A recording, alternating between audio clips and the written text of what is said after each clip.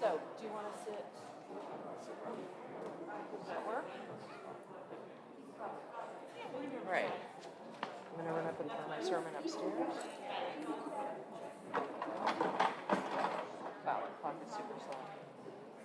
Oh, no, it's not. Oh. Yeah, great.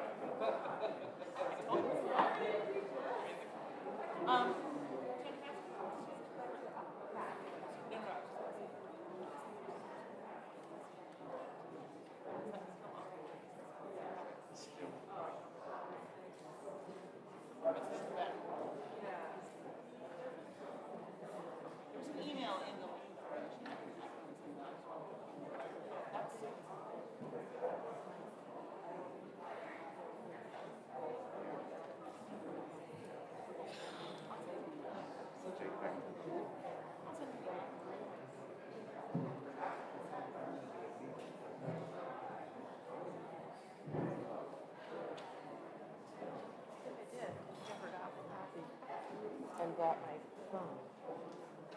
Super important.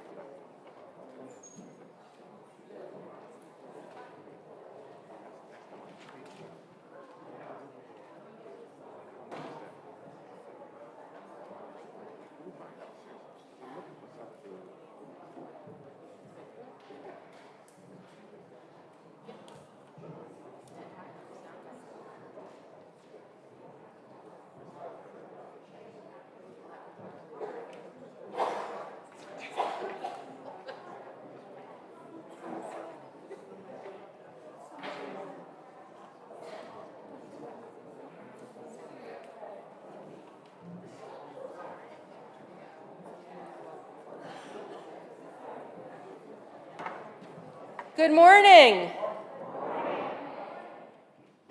It is gloomy outside, but it is bright in here today. It is so wonderful to see everyone. Welcome to the First Unitarian Church in Providence, where we love beyond belief.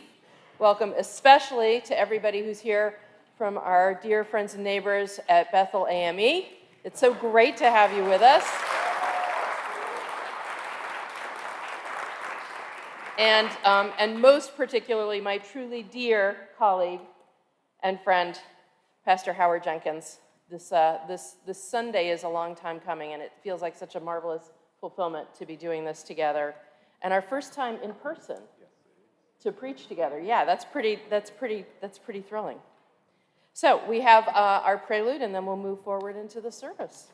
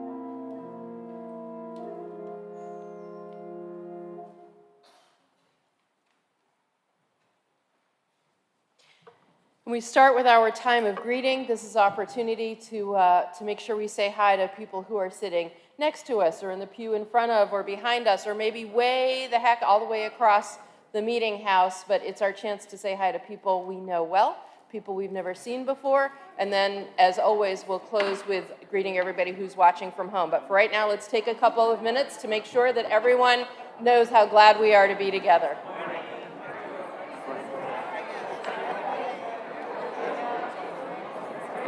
I'm going to go this way, if you would feel like going that way and saying hi.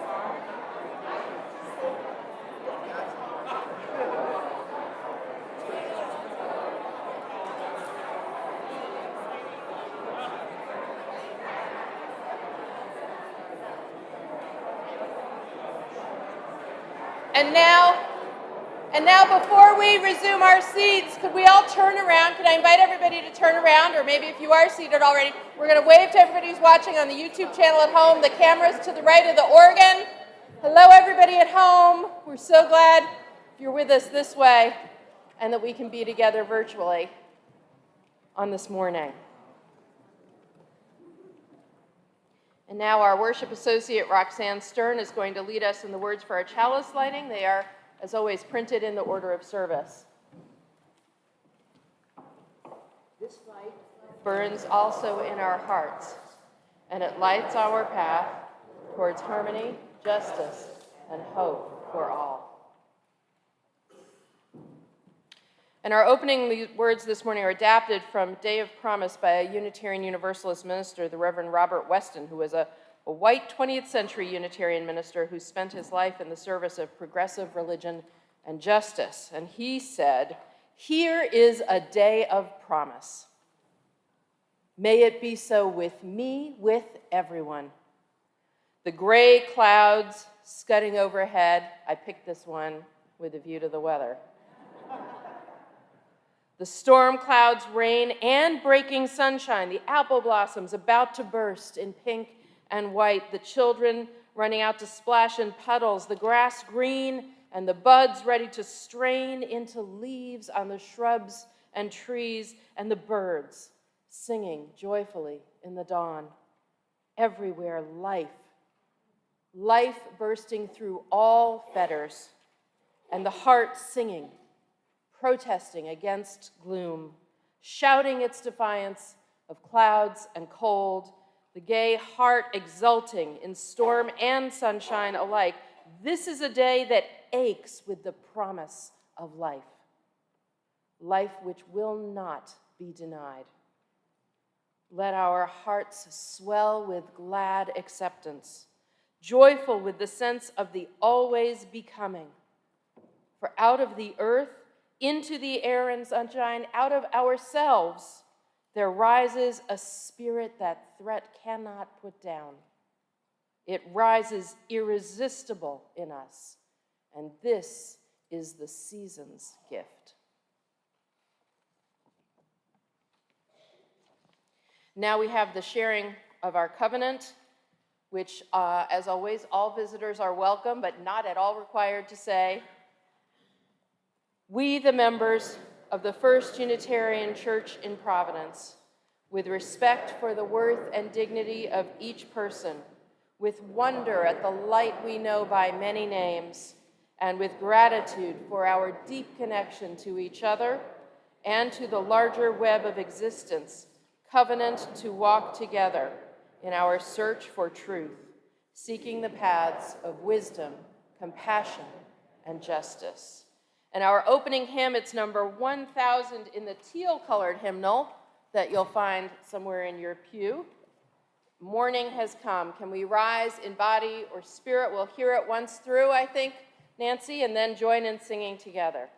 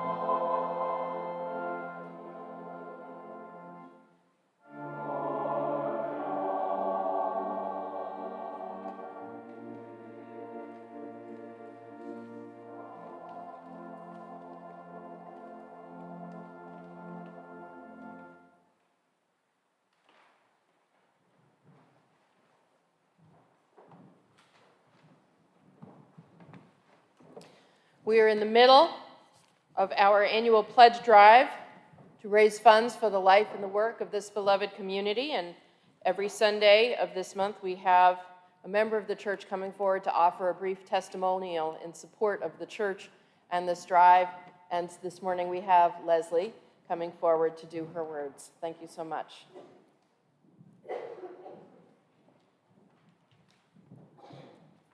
Hi, I'm Leslie Long, and my story at First U begins back in 2001. Can you hear? Okay. My husband and I are living and working in Manhattan, spending weekends at our home in Newport. It's the morning of September 11th, and I'm walking down Fifth Avenue to my office at an ad agency in the West Village, waiting with others at a crosswalk when we see a low-flying plane hit the North Trade Tower. Standing on the sidewalk in disbelief, a few minutes later we see the second plane. Then the unimaginable, a collapse of the first tower, and with that I feel utter despair. Dazed, I run into a nearby church and kneel alone in prayer. From inside the church, I hear the horrified screams of the crowd again, and I know that the second tower has collapsed.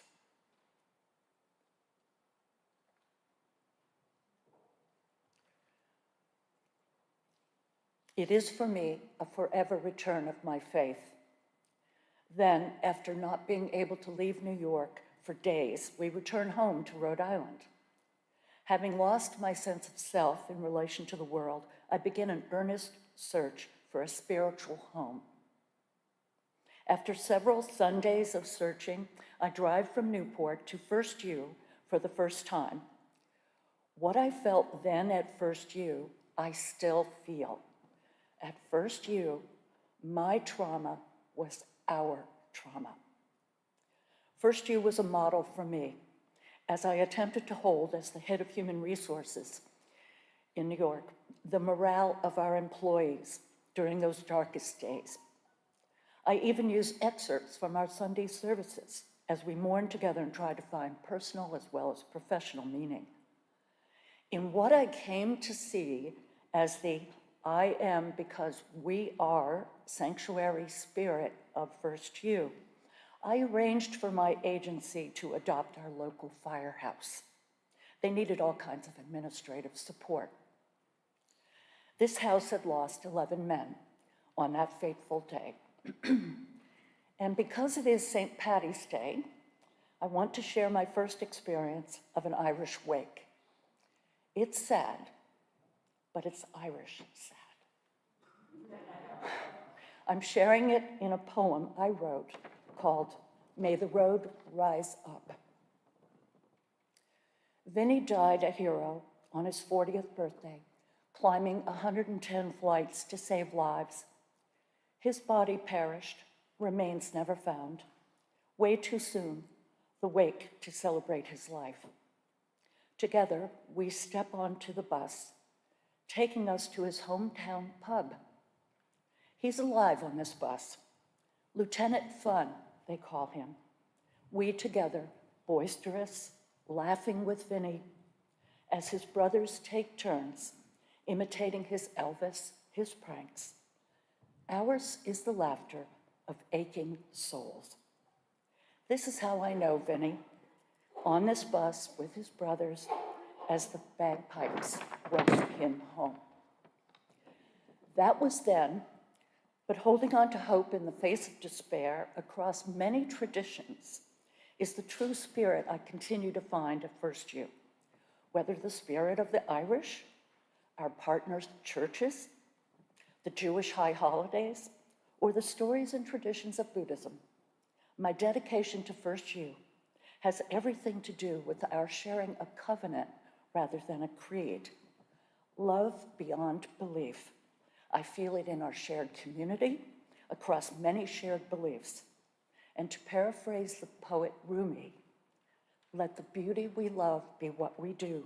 There are hundreds of ways to kneel and kiss the ground. Thank you.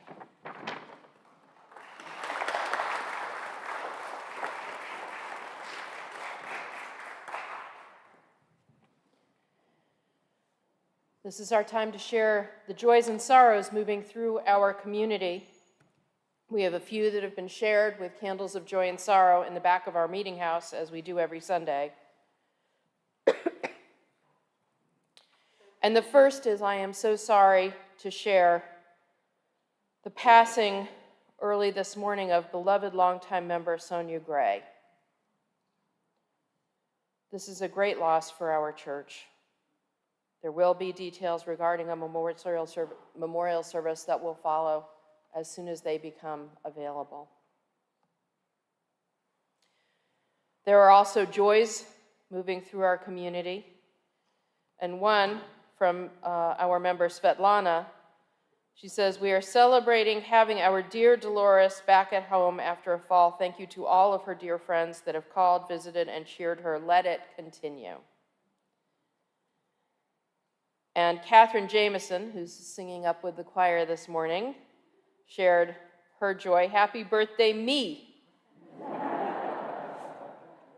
I celebrated my 30th birthday this past week, and I'm looking forward to the next great decade. Happy birthday, Catherine.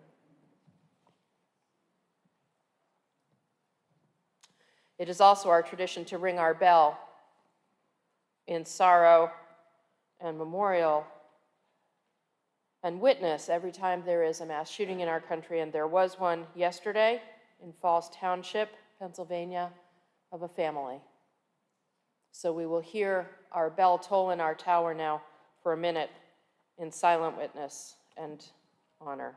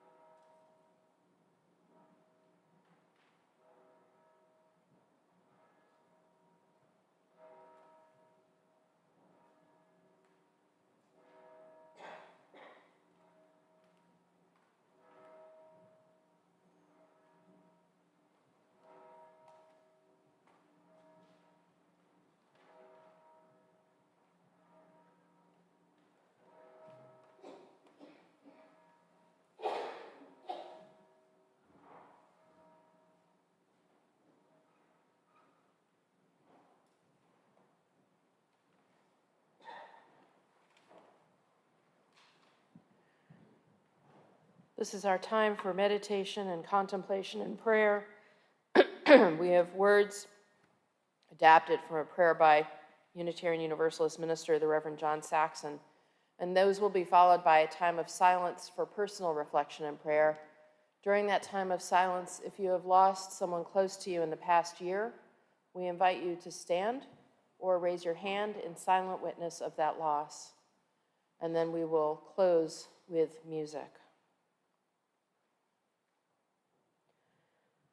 Holy One, known by many names, beyond all names, Spirit of life, of love, Spirit of community, of justice, we ask your blessings on all people, and this morning especially on all those tied to the communities in which we live and work, play and worship. Help us to not ask first, how do we fix this? But what do we need to learn? How might we need to change? To whom do we need to listen? Remind us, because we all forget from time to time, that we must all sometimes step up to the front and lead, and that we are all always also followers of goodness, of justice, and also of joy, and that it is ours to serve the welfare of all. Remind us that no matter where we live, everyone, gay, straight, transgender, black, white, Hispanic, Asian, Muslim, Jew, Hindu, Sikh, or atheist, is our neighbor, our sibling. And throughout the ages, prophets have called the people to respect and protect the least of those among us, our children, our elderly, our poor, those who are hungry, those who have no homes, those who are ill in body, mind, or spirit, the strangers and immigrants in our midst, those who live on the margins, those who are alone, those who are forgotten. Grant us the wisdom and courage to know and do what is right and good and true. May we speak out when it is time to speak out and listen patiently and receptively when it is time to listen. May we always be guided by the spirit of community, by the spirit of justice, by the spirit of love. This we pray in the name of all that we hold sacred and holy, all that we hold good and right and true. May it be so. Amen.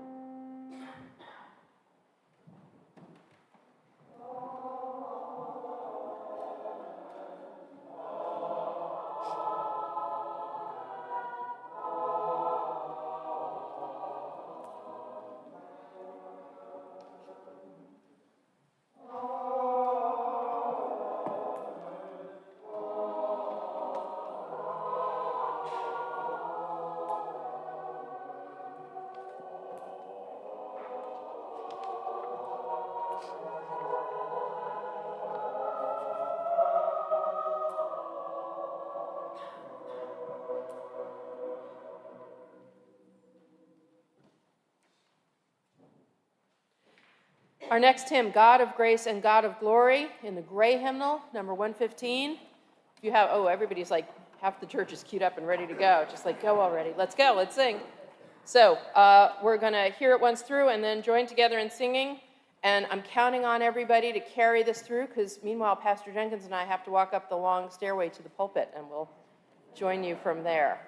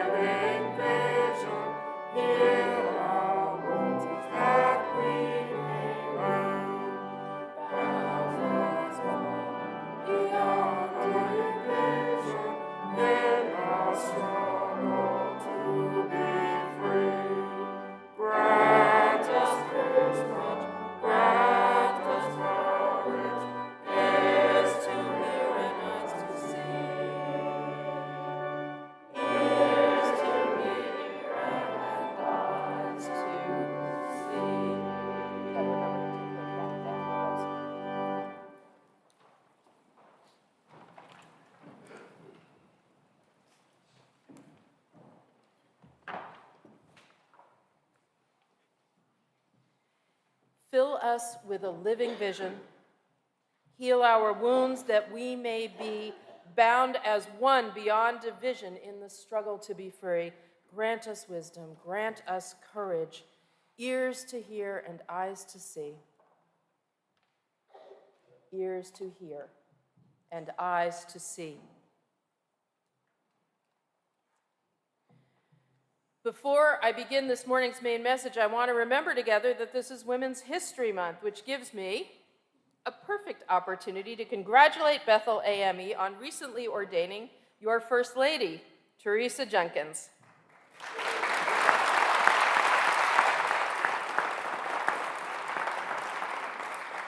Honoring her call not only as your First Lady, but also as one of the itinerant ministers on staff there, one of 3 women serving your church. And indeed, it is extremely important to you, First You, that we are in this auspicious occasion to also recognize your senior minister, who has had the responsibility of this great church, Reverend Liz McClay. And so we congratulate you as well.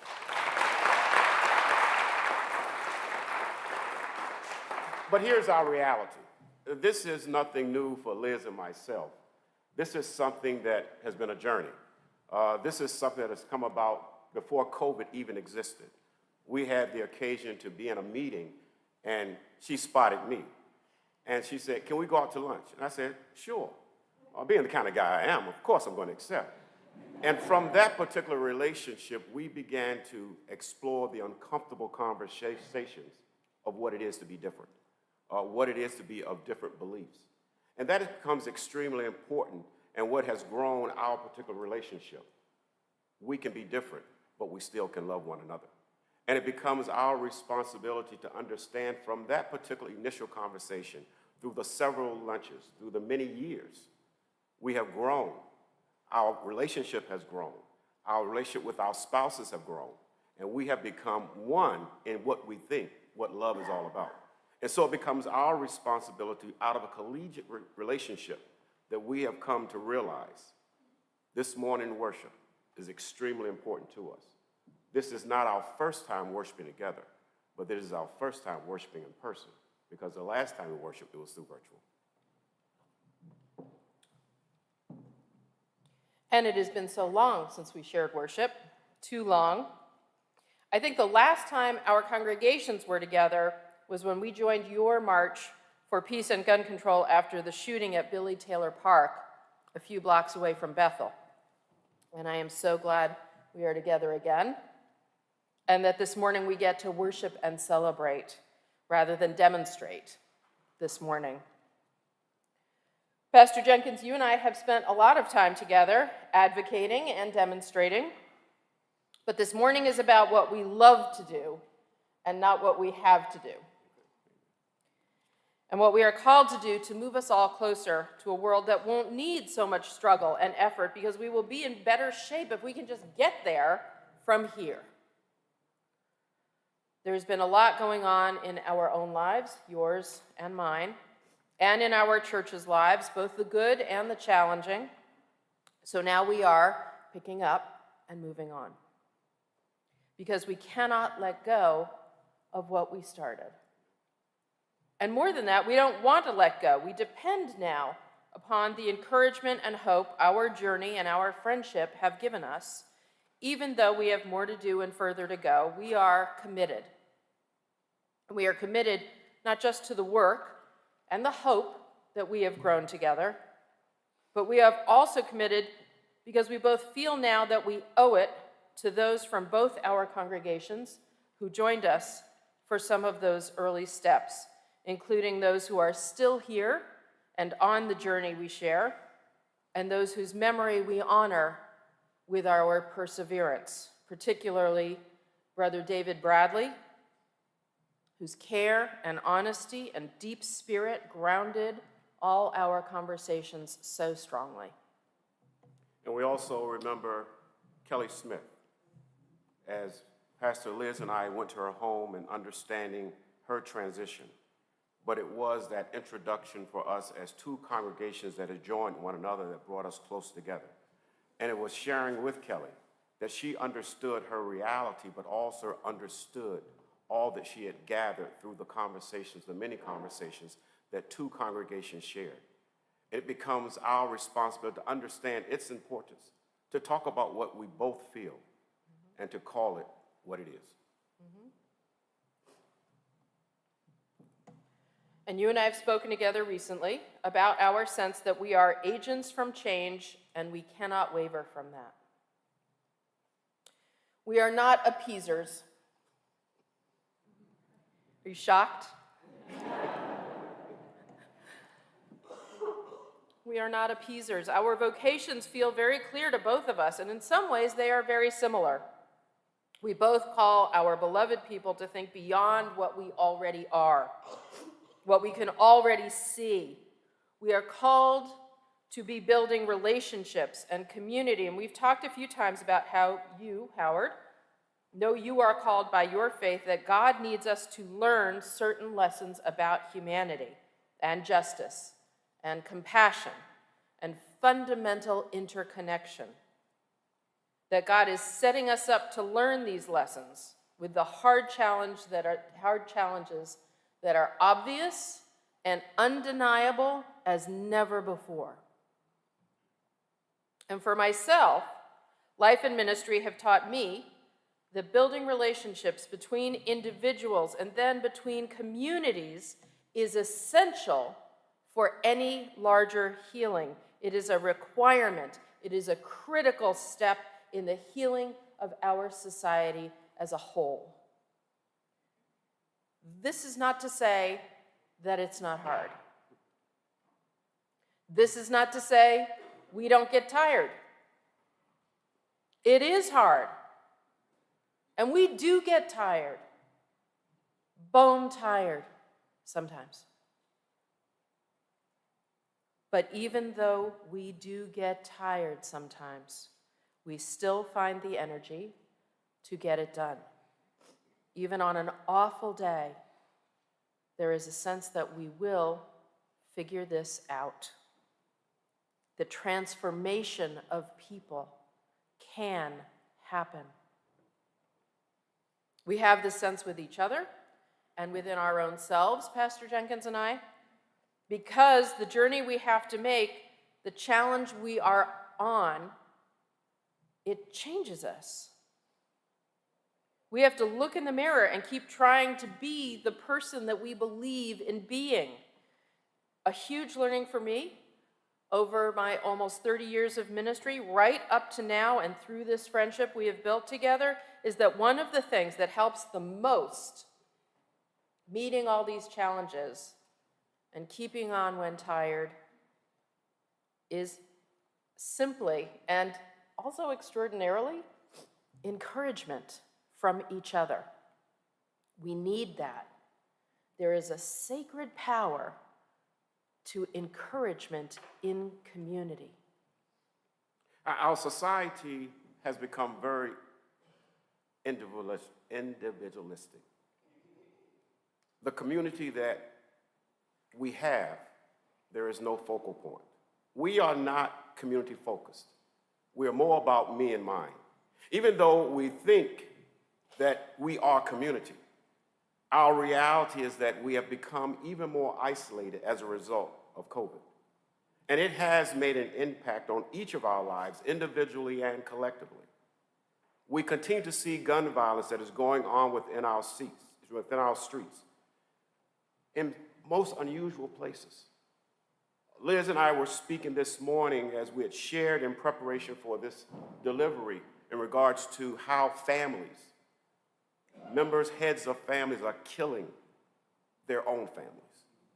So it's not just gun violence on issues. There's gun violence within families, and the resolution is to kill. That is not how we have community. Community comes with love and understanding one another. Yes, we will have struggles. Yes, we will go through things. But the result of killing one another, the loss of value of life, is not what our Creator wants. It becomes our responsibility to understand we cannot lose hope. We cannot lose hope. We cannot lose hope. We have to do more than just exist. We have to do more than suffer internally. We have to understand the ability to navigate our difficulties. We need hope.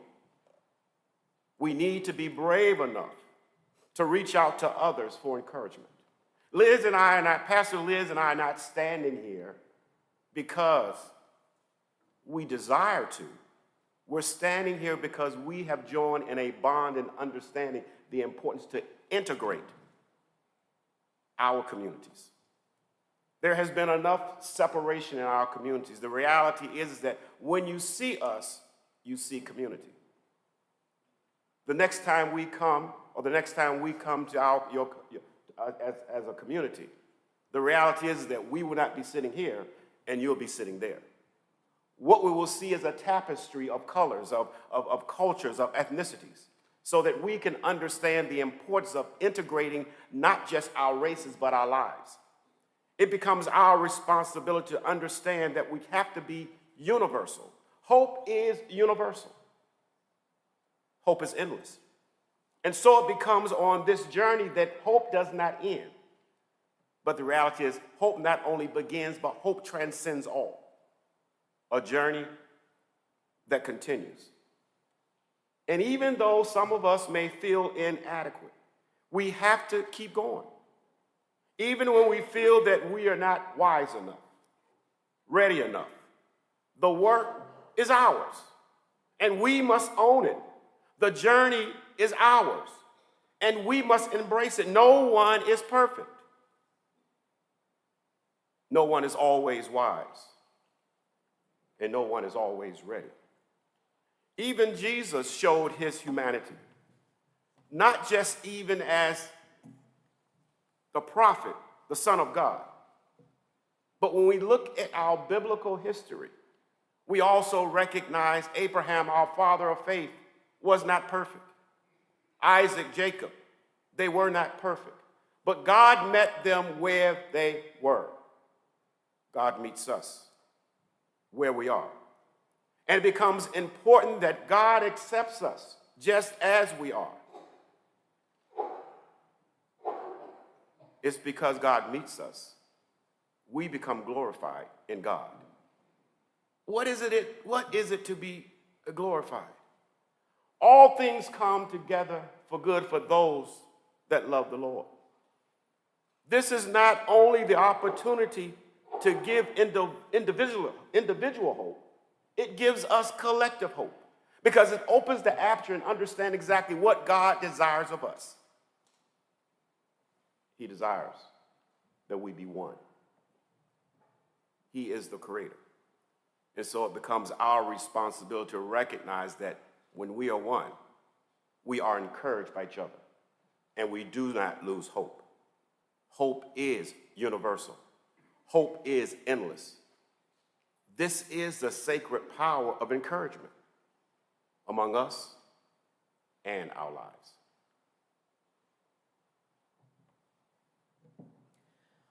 Yeah, sacredness is like blood flow in the body of a community, carrying all good and necessary things. Encouragement, as words go, is a fairly modern word, which I was awfully surprised to learn when I looked it up. It is not super old. It goes back only to the 15th century. And it comes from Old French, encourager, meaning to make strong or to hearten. Derived from en, meaning to make or put in, and courage, right? Courage or heart. So encouragement literally means to put heart back into us, to put courage into us. Encouragement brings or sends courage into us. It is essential for our healing of ourselves and each other, but it is not limited to all that. We are heartened, and then we are made brave by each other, and then if we are truly brave, then our encouragement can be bigger. Not just for these days or our own selves now, but also we can begin to ask, How can we encourage each other for tomorrow? For what the future will offer us if we can grasp it. The validation and affirmation and eventually trust that this builds are powerful. Pastor Jenkins and I have seen this in our own collegial partnership. Over time, we learned, first I think we liked each other and we're like, this person is not so bad. But eventually we grew to trust each other, to take risks together, to work more deeply and strongly together, which meant we could do more together, including make mistakes and teach each other and learn from each other. And this means we need to keep returning to asking ourselves, with all that, what are we called to be? That is not just our question. With all that, what are we called to be? What should we be doing now? What do we need the encouragement for? We work to discern what's right, what's next, which evolves. We were doing very different things before COVID, and then utterly different things during COVID. Now we need to identify our path after COVID. But we know that we cannot do it by ourselves. We are stronger when we are connected. Being in community helps us stay encouraged. This is why we do what we do. And the community that we are building together looks different, and that feels right. We don't need to be the same. We can be in community and united and one in that way, even with all our differences. Community doesn't have to be traditional and uniform. It can be multifaceted, ethnically multicultural, religiously interfaith, and more. Because everybody needs to be encouraged. All of us can walk the path of encouragement together. Many Unitarian Universalist congregations, including this one, and boy, Leslie, did you make my heart sing with your words this morning. Because I was like, see that? They're totally listening to me. So thank you for that, because we are working to learn more about the South African concept of Ubuntu, which can be translated as, I am who I am because of who we all are together. I know, right? I am who I am because of who we all are together. Right? In spite of what Pastor Howard was, instead of what Pastor Howard was identifying as the thing that's wrong with society, which is more like, I am who I am despite who you all are. This is totally different. It's the opposite. I am who I am because of who we all are together. And I've been talking about it a lot in the last few years because I want us to keep it in our awareness and begin to notice how real it is. It is not an ideal. It is not some lofty hypothetical. It is a reality that we in the United States have no English word for. But the Zulu and Bantu people of South Africa do. Archbishop Desmond Tutu defined Ubuntu this way. A person with Ubuntu is open and available to others, affirming of others, does not feel threatened that others are able or good. For the person with Ubuntu has proper self-assurance that comes from knowing they belong in a greater whole and are diminished when others are humiliated or diminished, when others are tortured or oppressed. As Archbishop Desmond Tutu said so many times, you cannot be human all by yourself. But again, this is a reality, not an ideal or a hypothetical principle. Here's the best example I can think of. I feel I am a minister down to my bones. I believe I am doing what I am meant to do, being what I am meant to be in this world. But I cannot make myself a minister. It is my ordination by a congregation. In fact, the congregation gave me this stole the day they ordained me, almost 30 years ago.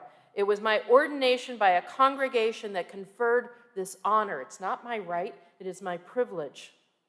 And they conferred this honor, this identity on me. And when I say that I'm the senior minister here at First Unitarian, I am the senior minister here at First Unitarian because this church chose me to be so. I literally am who I am because of who we all are. This is a reality, not a hypothetical. And who I am is changing because this church is changing, because my connection with Pastor Jenkins has changed me. This is an unfolding truth throughout our lives and an absolute truth within which we all live, though sometimes we don't know it, or we deny it, or we simply lose sight of it. Which brings us back to community. Ubuntu is all about community. The impact community has on us, the power community has to define us, to grow us, to put us down, or to lift us up. We are community. We are community, and hope has always existed. But it is also the opportunity, one with the other, that we began to understand not to miss the opportunity. That we are intentional in ensuring that we must encourage one another. It becomes our responsibility to be able to understand the importance of receiving hope, because hope brings us energy. Hope allows us to thrive. Hope gives us confidence. Hope gives us joy. Encouragement, it ignites hope so that we can expect better, so that we can expect more from one another, more from each other. We are not here to exist. We are not here to check the box. We are here to thrive. We thrive when we're amongst persons that have common goals. To love beyond belief. It becomes our responsibility to understand that all that we go through, we must embrace.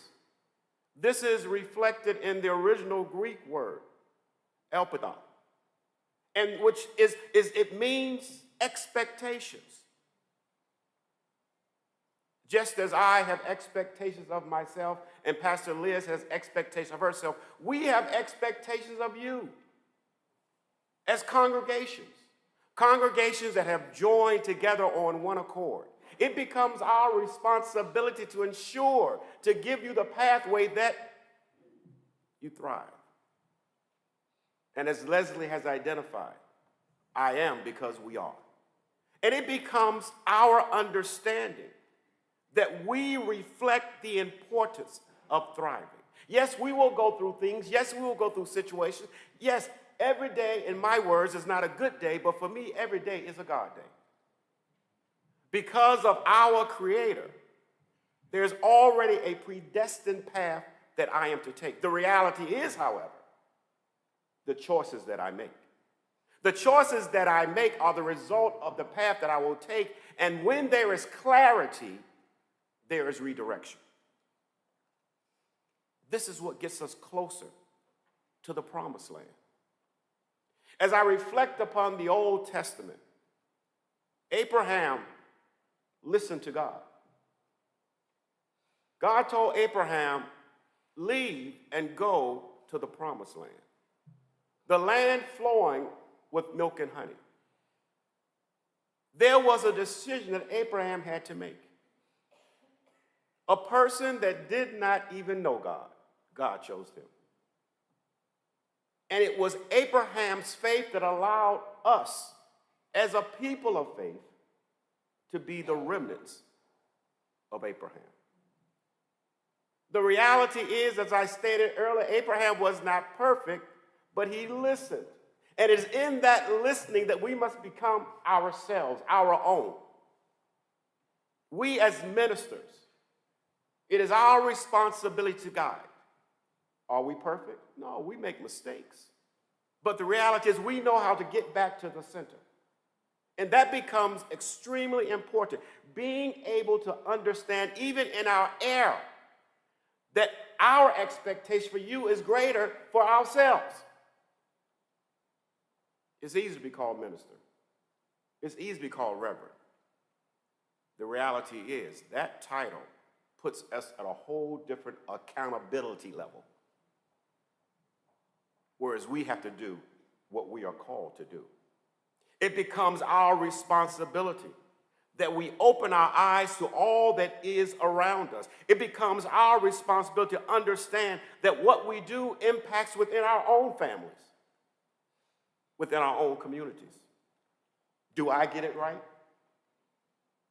Not all the time.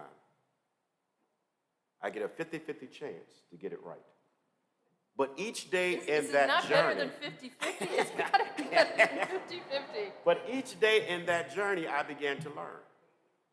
And so the reason why I say 50-50, because I can very easily fall into a black hole. I can very easily lose who I am, trying to be who you want me to be. I have to be who God has called me to be. And that comes with a little mess, but also a great message. And so it becomes our responsibility to recognize and understand that we are agents of change, because we too are constantly changing.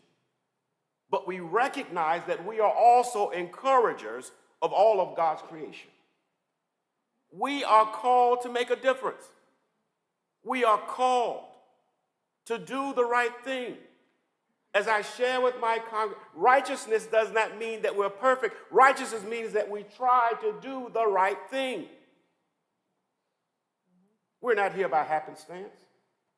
Liz and I didn't prepare this sermon by happenstance. We worked on this sermon for 6-7 weeks because we had to make sure that our minds were in sync and what the message is that we are trying to deliver. We want to share creative love. Our thoughts that we give in this world, our world, is incomplete. The struggle greets our will to live. That works await our hands and feet. Do we understand and recognize why we are here today? We are here to be intentional.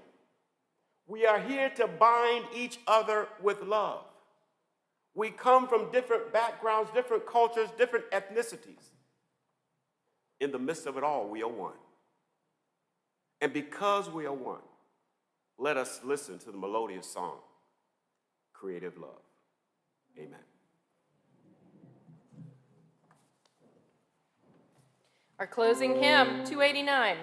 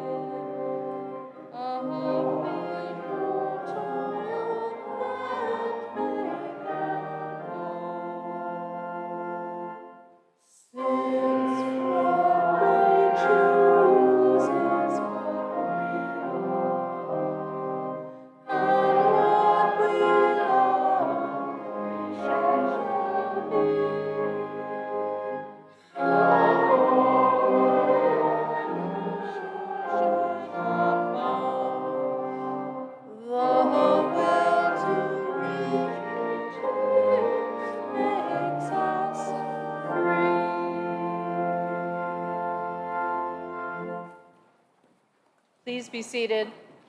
This is our time for our weekly offering, our weekly opportunity to practice generosity, spontaneity. We were thinking we'd give just a couple of dollars, but maybe we'll just give 10. Why are you laughing? Come on. Thank you so much for all that you give, and all that you do, and all that you are.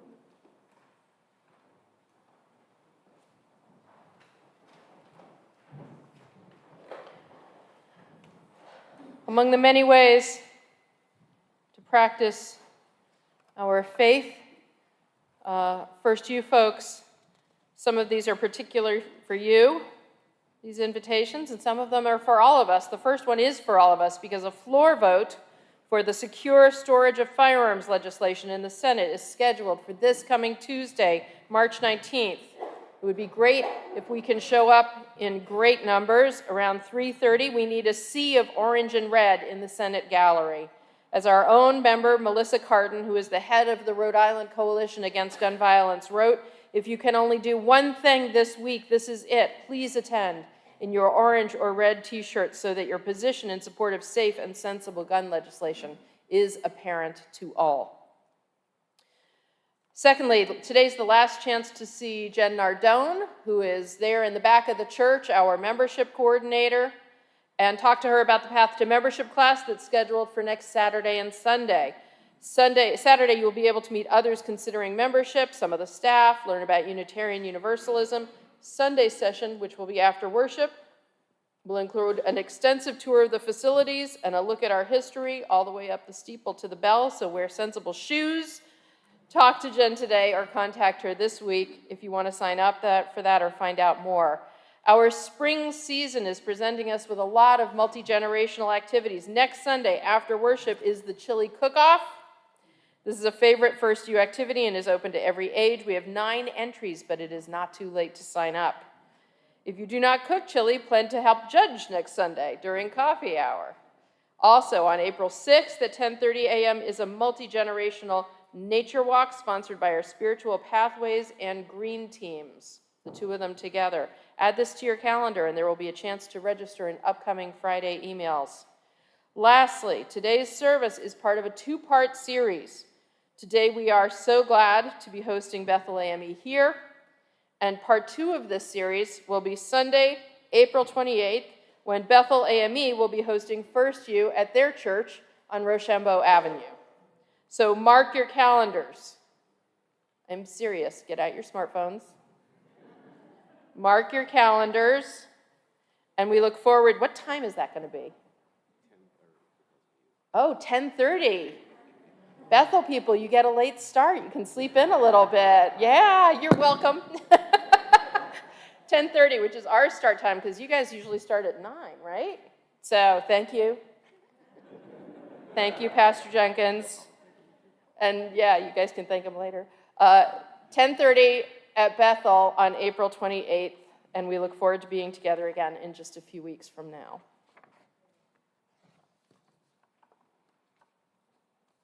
Our benediction is this writing, Affirmation of Hope. It was written by an African-American scholar, an activist, and Unitarian Universalist leader named Loretta Williams.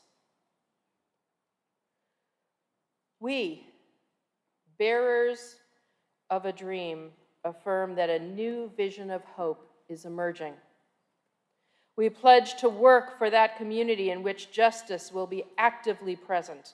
We affirm that there is a struggle yet ahead, yet we know that in the struggle is the hope for the future.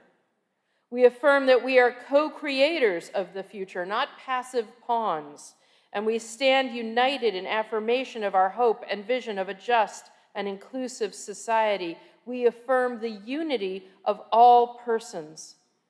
We affirm the brotherhood and sisterhood that allows us to touch upon each other's humanity.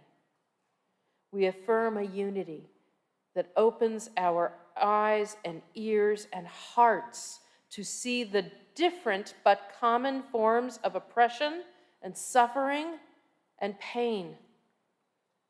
Yet we are one in the image of God, and we celebrate our hopes for human unity. Within ourselves and within the gathered community, we will discover the strength not to hide in indifference, affirming that hope, publicly expressed, energizes and enables us to move forward. Together we pledge action to transcend barriers, be they racial, political, economic, social, or religious. We pledge to make our tomorrows become our todays.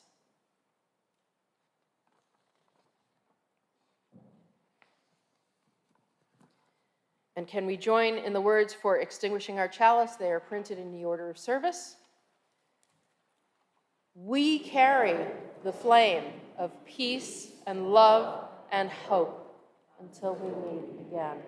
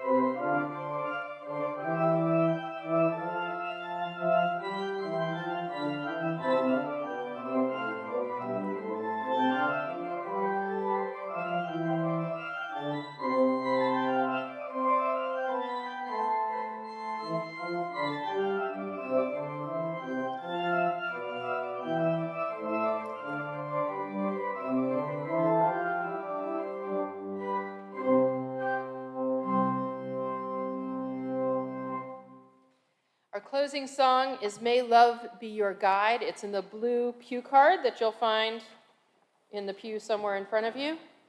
Can we rise and bow to your spirit?